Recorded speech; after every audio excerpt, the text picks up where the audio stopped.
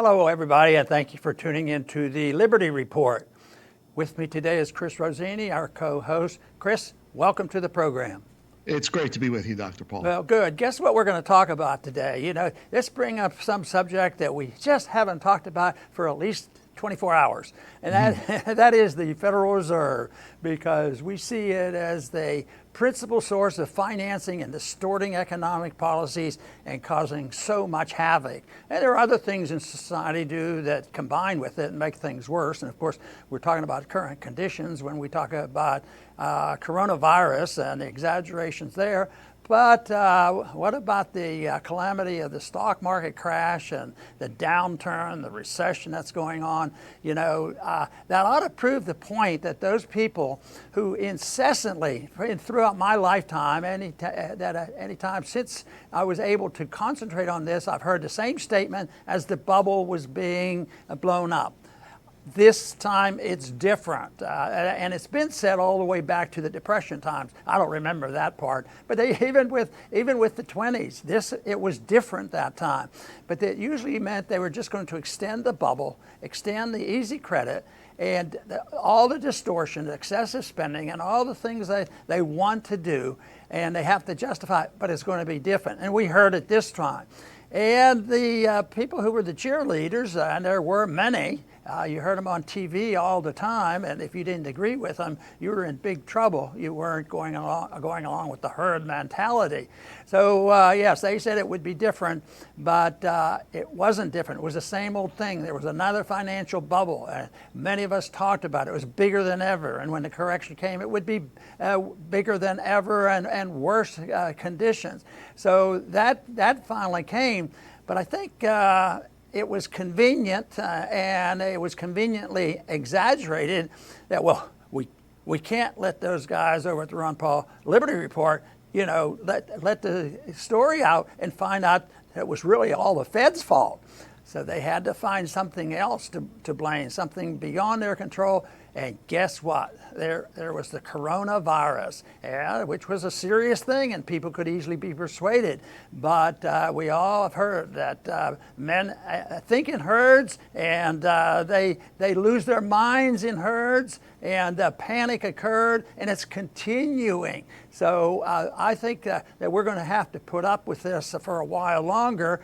But one thing is, it wasn't the same. It's distant, and this recovery is different than ever before, because I think that there will be no easy recovery. There will be no return to normalcy, but there was no real return to normalcy after the greatest recession we ever had in 08 and 09. We really never got back to anything other than spending. But boy, I'll tell you, they tried to. They talked about shrinking the balance sheet and going back to a normal type of financial policies. But guess what? The financial sheet didn't shrink very much. And that was the introduction to the fact that the overnight rates skyrocketed up to 10%. They couldn't get away with it. And guess what they're doing now, especially because of coronavirus and other things of the financial crisis, which they say it's all due to the virus, which I don't believe. I believe it's due to the mistakes of the Fed and the mistakes of the Congress spending too much money and the deficit being, monetized. So they expected to do that, and it didn't work. And the balance sheet now is $5.5 trillion, and it means nothing to them. And they can create, the Fed creates, the Congress spends trillions and trillions of dollars. There's nobody can even comprehend the amount of dollars. One thing for sure is they can create dollars, but they can't create wealth. And they can't restore health to the economy by just destroying the value of the currency. And right now, the balance sheet is much greater. It's probably a third greater than it was, at the end of QEs, or the suspension of QEs, the pause of QEs. But they're back at it again, and the demand for spending is overwhelming, and it's going to continue. Now, Gordon Brown, the former Prime Minister of England, I don't think his suggestion that what we need is world government to solve the problem. But there are some who provoke this, antagonizes and push it, and gets people into hysterical moods. That's what they believe in. There's not much movement in Washington or at the Fed, it'll never be at the Fed, where there's a clamor for freedom, free market, sound money. And of course, that's what we stand for. So, Chris, what do you think is going to happen? What do you think we better do? Do you think we better get a program out there and see how many people we can get to join us? I think so, Dr. Paul. We're trying every week, and I ask people who are new to our show, and we have thousands of new people, please go back to the old shows. While this bubble was forming, we were warning, do not let the Fed escape blame for the market crash. And that's exactly what happened. The Fed escaped blame, but what's done is done. What comes next is rising consumer prices because of all the inflation, the biggest amount they've ever created, that is going to be reflected in prices. We should keep the eye on the Fed because there's going to be every other excuse besides them to blame. And we're seeing, it's almost like a script when I turn on the television, that the Fed is not going to run out of ammunition. They're not going to run out of bullets. Everybody's saying it. Well, that's the problem, that they think that they can print money forever because they create distortions by doing so. They create the malinvestments, the bubbles. They're driving down the purchasing power of the dollar. Can you believe that they can do this forever? That is a very dangerous mentality, and it's not true. Supply and demand, economic law wins in the end. If they could create money forever, we might as well just pack up our bags and forget it and not even worry about it. But it's not true at all. One thing the economic planners, I believe, agree with us that there is a limit and the debt will be liquidated. And that's exactly what they pretended to be doing and wanted to happen in an orderly fashion. They only wanted to steal the value of our dollar at 2% per year, which has to be an insane policy. And even they who are watching it and wanted license to even expand money supply even faster, the prices they were watching or pretending to be important, like the CPI, they wanted to go up at 2%. And I think that they know what they're doing now will help the government and will help others because it's deflating the debt. So if they double the money supply and these prices that you talk about, and I agree with that, prices are going to go up, that means the real debt is going down. But I'll tell you what, it's gross distortion. It ruins the policies. It ruins the whole principle of interest rates playing a significant role in the economy. But usually when the money flows out, the money comes back, people have to live, and I think it's already started. I think as soon as there is a pseudo recovery, prices are going to skyrocket. And what generally happens then, as it did in 1971, that I remember clearly, they put on wage and price controls. Not just price controls, wages too. And this is what to do, is to contain the normal acceptable or the normal consequences and expected consequences of printing too much money. And that is prices get distorted, you have to control them, and they come in with price controls. And inevitably, what that does, it causes shortages. So you can imagine what's going to happen, that the only tool they're using is destroying the value of the dollar, price controls, and more manipulation to take care of all these problems. The crashing of the GDP right now, it's crashing. Unemployment's going to skyrocket, and what they're going to do is say, well, print more money. Print more money, that's all we need to do. They have this fiction that if you duplicate a monetary unit like the Federal Reserve note and you pass it out, that you're actually spreading out wealth.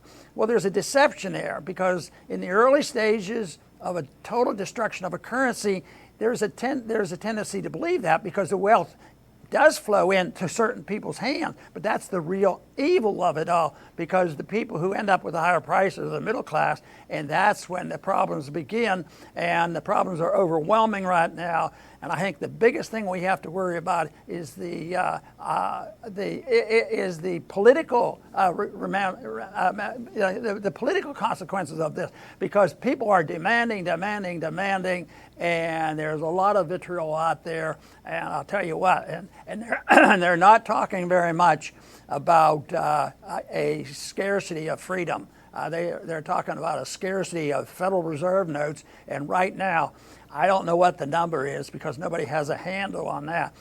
if we could add up all the Federal Reserve notes and dollar equivalents in the last 6 months, what the Fed has been doing into the trillions, the Congress passing a bill, $2.2 trillion, I mean, many, many trillions of dollars. And if they think that they can pull this out and still maintain a value and an economy that is actually functioning in an orderly fashion, they have a daydream. So this problem is going to get worse, tragically so, and the real problem, of course, is the over-exaggeration of what the coronavirus is doing, and that is where you see the attack on civil liberties. People are just rolling over. I heard a story yesterday, though. I think it was in Texas that they wanted to have a church service, and they said we're going to. And I think they had 1,000 people out. They're defying it. I think people will defy it, but then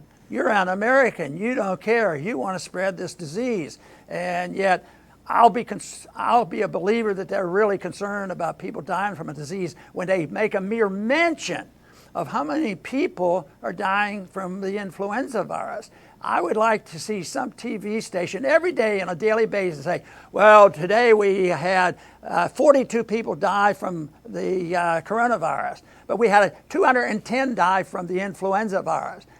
I don't think they're going to do that because that is totally ignored. It's deception, and it's a goal to maintain and keep expanding the power of government because they don't have any answers, and they know there's going to be authoritarianism. And when you look at that $2.2 trillion, that finally, when the Republican big spenders and Pelosi get together and say, oh, this looks like a pretty good thing, we're going to help the people, and they will pass out some money, but that's the part they're going to get it kicked back in their face, because all that's going to do is raise prices, and the quicker they pass out the money, the more they're going to lose in price increases. So it's a no-win battle, but we have to keep doing what we're doing here, Chris, and trying to promote the ideas of free markets and sound money. This is unnecessary. It doesn't become by the nature of gods that this problem is that we have. It comes from the fact that we have inefficient, authoritarian, monopolistic governments that think that they can dictate and correct every problem that ever existed in the world, especially when they get in there and they're going to correct the problems of either foreign policy involvements, which they get involved in and have to correct, and economic problems, the spending problems. But it's coming to an end. There's going to be a climactic end to this, and we're approaching it quickly. So that is the reason that we have to get the message out, and hopefully people will respond. And when you talk to a lot of people on an individual basis, Chris, actually, there's still a lot of common sense out there, and they're getting sick and tired that they can't even take a walk by themselves without worrying about the policeman coming and being arrested. That's a serious problem. Right, Dr. Paul. And you know what? The American spirit is alive, because not only is our traffic and subscribers and people interested in this going up, I saw the Mises Institute as well. They're having record traffic. People realize that something is wrong. And, we're doing our best to give you the answers. But you have to think differently. As Dr. Paul said, every bailout, every rescue, every stimulus package is perceived by most, unfortunately, as them helping. No, it's not helping. It's guaranteeing a bigger crisis in the future. And that's really hard for people to wrap their heads around. I want to give you an analogy on how this works. Imagine alcohol. When you drink alcohol, it gives you an artificial high, but you come down from that high, and you do it in moderation. But what if you decided never to come down from that high? You decided never to come back to reality. And every time reality came back, you have to keep giving yourself higher doses. Each time that the hangover comes, bigger and bigger doses each time. This is what it's like. We're seeing bigger and bigger doses, 5 trillion balance sheet. They'll have a $10 trillion balance sheet. And if you do it with alcohol, you end up dying if you never come back to reality. With this, people aren't dying, but the dollar dies, the economy dies. And we want to avoid that, because what comes after that is unimaginable. So we can't think of bailouts, rescue packages as helpful. They're hurting and giving us a bigger crisis in the future. You know, the president obviously doesn't follow what we believe in, but there are many times when I believe his instincts are that way. You know, at the beginning of the coronavirus epidemic, or whatever we're going to call it, he was talking more cautiously, you know, and taking it easy, and he got a lot of grief on that. Now he's suggesting that people can start going back to work soon, and hopefully next month they will. And if you look at what they're doing in China, where they were way ahead on this cycle, this is the way epidemics work, that they don't have an increase in numbers right now, and they can't just always write it off because they're lying about it, because the governments generally lie about everything, but I don't think we're immune from that either. But now the president is suggesting that we do this.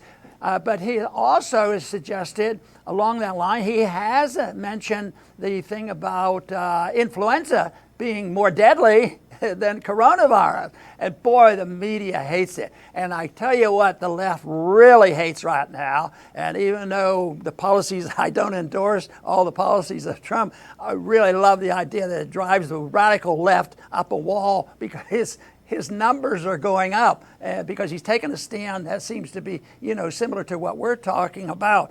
But he brought a subject up this week that I think is important because it's ignored at times of war, and that has to do with what happens to our military personnel and the people who come home and the people who suffer from post-traumatic stress syndrome. There's a lot of depression and breaking up of families and suicides. And Trump is suggesting that this is going to happen because I think there's statistics to prove that point. How do you want to be? It's nice to be in your house for 3 days and not have to worry about your paycheck. But what if it just is making your worries grow and you're locked down and then they tell you you can't even jog anymore? Believe me, I think Trump is on to something, and I'm glad he at least brings it up, because there's a lot more ramifications and complications from all this intervention, the intervention in our personal lives, the intervention in the economy, the intervention overseas. We ought to just change our attitude about what the role of government ought to be. The role of government isn't to make us safe and secure and protect us from cold viruses. No, the government should be protecting our liberties to take care of ourselves and be responsible. And quite frankly, it's imperfect. But I tell you what, when you get a bunch of bureaucrats and the ones you get out of CDC, I think that is a real stretch to have confidence in what you hear from them, because bureaucrats have one goal: to expand their power and influence and feel good about how important they are. So this is a system that's going to continue, and I think that hopefully more people will wake up. And you do, what are you going to do? What are you doing, Ron? Suggesting that everybody should defy the law and go to church next week? Well, I'm not telling people what to do, but I also know very much that people are very sympathetic of that. And that's why I think by April 15th, good date, you know, let's have a holiday and say, let's return some of our liberties. And while you're doing that, Mr. President, get rid of the TSA for us. Absolutely, Dr. Paul. I'll finish up by saying, you know, it's appearing that every decade, everything falls apart in the economy. This is not normal. This is not how it should be. And can you imagine, we do not have free markets or sound money in America, but could you imagine if we did, and every decade, everything falls apart? Can you imagine what the media would be like? They would be screaming for central planners to take control of this chaos, this freedom, this devastation that freedom is giving us. But that's not the case. What we have is the central planners that are creating this chaos, and what we have is people that are calling for more of it. It's exactly backwards. They're the ones that are creating this situation where every decade you have to wonder if your bank is going to close, if this is going to happen, if you're going to be able. This is not the way it should be with sound money and free markets. So our plea to you is what it always is. If you know people that are reasonable, we all know unreasonable people that will not change, but we all know at least one reasonable person. Please share our videos with them. Don't let it go from Ron Paul to you and it stops there. Let's spread Ron Paul's message, the message of liberty, which is, he even says, is even greater than him. And let's get it to people that need to hear it. Very good, Chris. And I just want to close by stating what a big item is in this whole mess.